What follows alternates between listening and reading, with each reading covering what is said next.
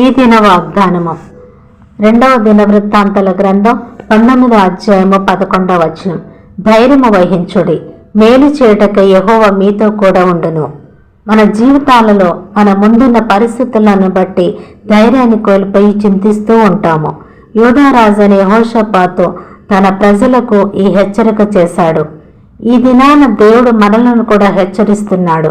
భయం అనేది సాతాను లక్షణం. దేవుడు మనకి ఇంద్రియ నిగ్రహం గల ఆత్మనిచ్చాడు, కానీ పిరికి ఆత్మనియలేదు. ధైర్యము చెడిన వారిని ధైర్యపరచమని వాక్యం సెలవిస్తుంది. వాక్యం అన్న దేవుడు మనతో మాట్లాడుతున్నాడు. ఈ దినం మనకు కలిగిన ధైర్యం ఏంటంటే, మేలు చేయుటకు ఆయన మనతో ఉన్నాడు. నీ జీవితంలో మేలు చూడకుండా ఉన్నావా?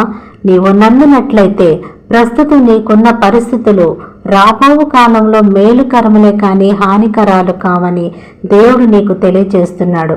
మేలు చేయవాడు దేవుని సంబంధి, కీడు చేయవాడు అపవాది సంబంధి. దేవుని కుమారుడైన యేసుక్రీస్తు వాక్యము ద్వారా ఈరోజు మేలు చేస్తానని నీతో మాట్లాడుతున్నాడు. ప్రార్థన. బలహీనులను బలపరిచి ధైర్యాన్నిచ్చే దేవా, మేలు చేయుటకు మాతో కూడా ఉన్న దేవా, ఈ దినం ఈ వాక్యం విన్న నీ ప్రజలను ధైర్యపరిచి వారి జీవితాలలో మేలు చేసి హృదయాలను తృప్తిపరచుమని వేడుకుంటున్నాను నా పరలోకపు తండ్రి. ఆమేన్.